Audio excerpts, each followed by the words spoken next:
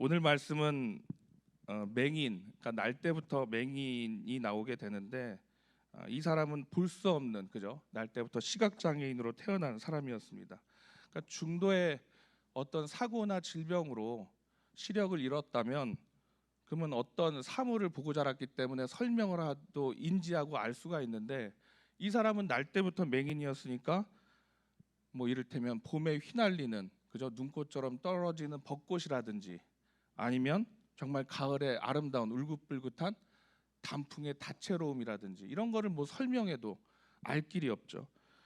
그래서 이 사람은 어쩌면 날 때부터 시작부터 참 불행한 삶이었고 고되고 험난한 인생을 지금까지 살아왔게 됩니다. 근데 예수님이 그런 그를 보시고 이렇게 물끄러미 바라보고 계시는데, 마침 옆에서 제자들이 물어요. 선생님, 이 사람이 지금 이렇게 맹인된 것이 이 사람의 죄 때문입니까? 아니면 부모의 죄 때문입니까? 이렇게 물어요. 왜냐하면 당시 유대인들의 통념상, 사회 통념상 장애와 질병이 있었다면 그건 반드시 이 사람의 어떤 죄가 있었기 때문이다. 아니면 부모나 조상이 이전에 죄를 지었기 때문에 이 사람이 죄의 온상이거나 어쨌든 죄로 인해서 벌을 받았기 때문에 장애가 있었다라고 생각했던 것이 아주 일반적이었습니다. 그러니까 우리도 옛날에 그 아이들이 장애를 갖거나 하면 엄마가 괜히, 그죠? 죄스럽고 미안하고, 그죠? 내가 어떤 전생에 죄가 있어서 뭐 이랬을까, 뭐 이런 얘기도 푸념을 누려놓는 걸 보게 됩니다.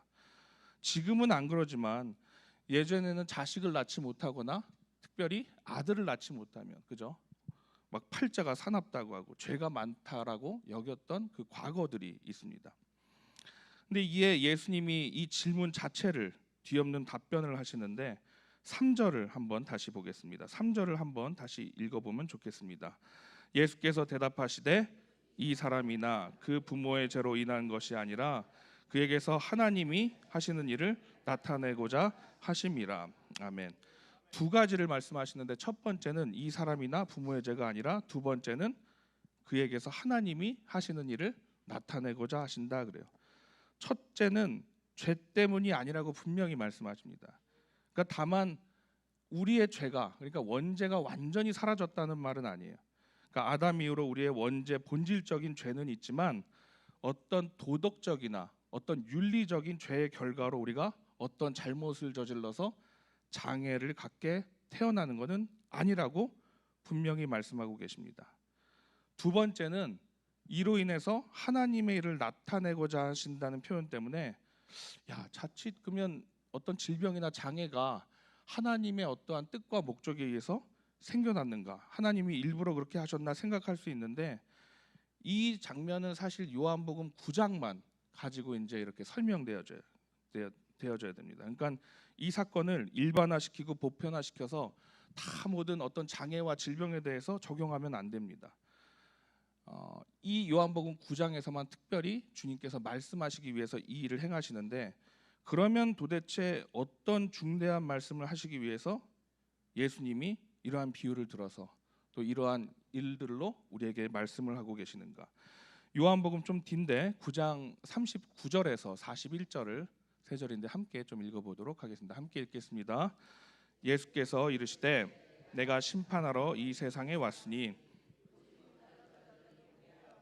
보는 자들은 맹인이 되게 하려 함이라 하시니, 바리새인 중에 예수와 함께 있던 자들이 이 말씀을 듣고 이르되 우리도 맹인인가?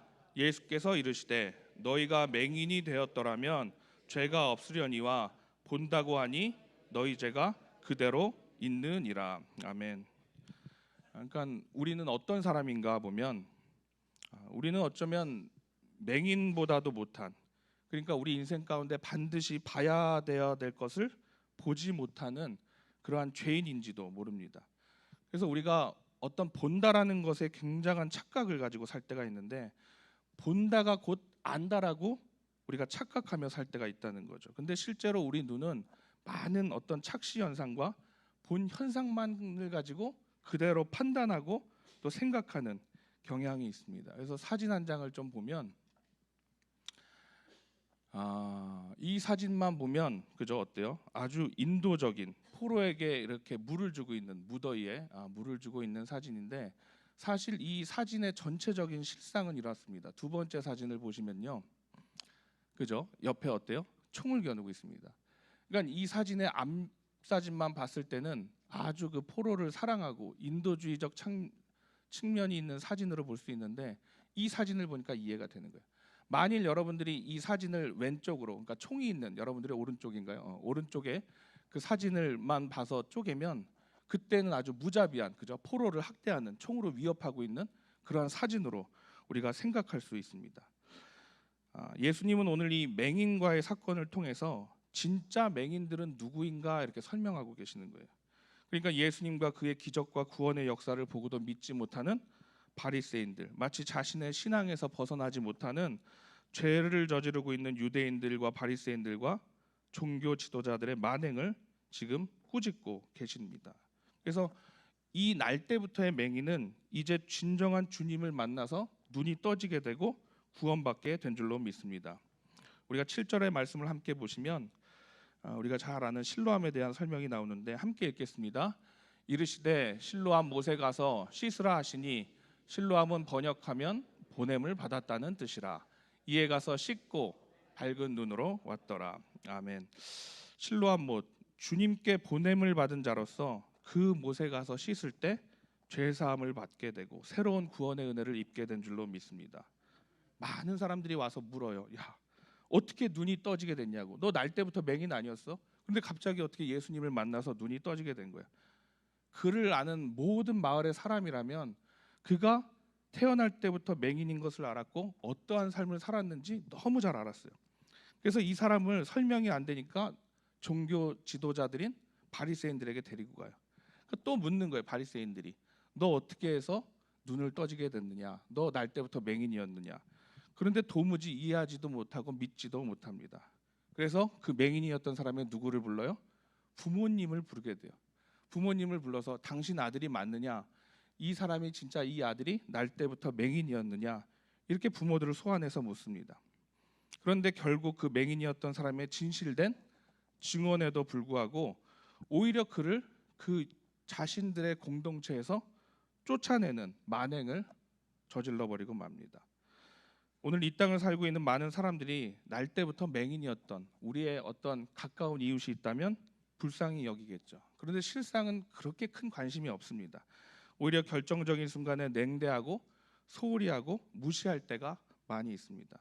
근데 그런 그들에게 오늘 이 말씀을 보니까 손 내밀고 본인이 직접 그 인생에 개입하셨던 분, 찾아가셨던 분이 바로 주님이신 줄로 믿습니다. 그래서 오늘 말씀은 실제로 맹인, 보지 못하는 사람은 누구인가를 고발하는 말씀이 됩니다. 그래서 날 때부터 맹인이었던 이 사람은 주님을 통해서 눈을 뜨고 진정한 주님을 바라보게 되고 주님을 믿겠다라고 고백을 하게 됩니다. 근데 날 때부터 사물을 보고 정말 정확히 분별할 수 있었던 이 유대인들, 바리새인들, 이 사람들은 지금 맹인의 눈을 낫게 한 이 놀라운 기적의 역사를 보고 체험하면서도 믿지를 못하고 인정하지 못하고 오히려 있는 사실을 그대로 말하고 있는 이 맹인을, 증언하는 맹인을 쫓아내게 되는 그러한 일을 저지르고 맙니다. 그래서 오늘 이 새벽에 오신 저와 여러분들이 실로암 목가로 보냄을 받은, 어쩌면 우리도 세상이 인정하지 않은 소경이었지만 주님은 그런 우리를 보게 하시고 깨닫게 하시고 분별하게 하셔서 회복과 구원의 역사로 임하게 해 주셨는 줄로 믿습니다. 오늘 이 시간 이 새벽 제단에 와서 함께 기도할 것은 주님, 오늘도 내 욕심과 아집과 또 시기와 잘못된 믿음을 관철하면서 변하지 않는 내 생각을 변화시켜 주시옵소서. 내 이기적인 생각과 고집을 꺾게 하여 주시고 또 끝까지 옳다라고 믿는 내 잘못된 믿음이 있다면 회개할 수 있도록 도와주시옵소서. 그래서 주님과의 참된 만남을 통해서 빛 되신 주님, 생명이신 주님을 만나서 오늘도 소망이 있는 새로운 삶을 살게 하여 주시옵소서.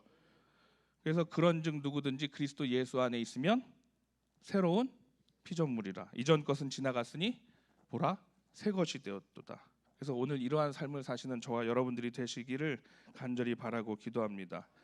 오늘도 나의 못남과 또 가난과 약함이 있다면 이 모든 것들이 주님의 능력으로 채워지고 또 이것들을 통해서 주님의 영광이 드러나기를 간절히 바라고 기도합니다. 오늘도 기도할 때 내가 살아가야만 되는, 살아갈 수 있는 이유를 발견하길 원하고, 또 이 복잡한 세상 속에서 정말 예수님을 만나서 실로 단순하고 명쾌한 해답을 얻는 삶이 될 줄로 믿습니다.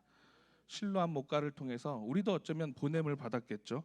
그러한 인생들인데 그곳에 가서 우리의 갈급한 데 영혼이 채워지고 깨끗이 씻음받고 주님을 나의 구주라고 영접하고 기쁨으로 살아갈 수 있는 저와 여러분들이 되시기를 간절히 바라고 기도하겠습니다. 아멘.